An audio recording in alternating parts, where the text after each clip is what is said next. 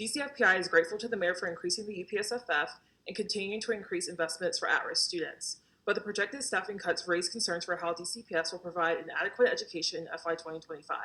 Given that schools in wards 5, 7, and 8 serve a majority of Black and Brown students and those with low incomes, DCFPI's analysis focuses on these wards. Key findings include schools in wards 7 and 8 continue to face concerning enrollment declines, underscoring the need for DC policymakers to commit to investing in by-right neighborhood schools.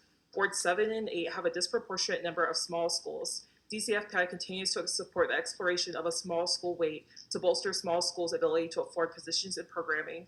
And 96% of schools in wards 5, 7, and 8 are losing staff, ranging from classroom teachers to custodial and other support staff. DCFPI urges the Council to ensure that none of these schools lose staff in FY 2025.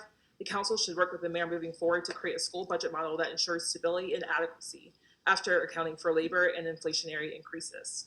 Declining enrollment in by-right neighborhood schools, particularly those east of the Anacostia River, is leading to sizable losses in full-time staff positions, causing instability that will likely harm students' outcomes for those already facing the greatest barriers to academic success. In the Mayor's proposal, 56% of schools in Wards 7 and 8 will lose general education FTEs. Without increased investments in by-right neighborhood schools, enrollment declines will continue to cause budget instability. Continuous enrollment declines in wards 7 and 8 have resulted in a disproportionate number of small schools in these wards. These schools are more expensive to operate and have an unfair burden of fixed costs relative to medium-sized schools throughout the district. Neighborhood schools that experience enrollment declines underperform academically compared to those with growing enrollments. This may partially be attributed to the burden of administrative costs, which results in less funding for instructional resources, according to the recently published adequacy study by the DME. DCFPI has previously testified on the issue of enrollment declines and continues to support the exploration of a supplemental weight through the UPSFF for small by-right neighborhood schools. Nearly all schools in wards 5, 7, and 8 are facing staffing cuts. While some school staffing cuts seem to be in response to projected enrollment declines, this is not the case for all schools, particularly those in wards 5, where all schools have a projected increase in enrollment.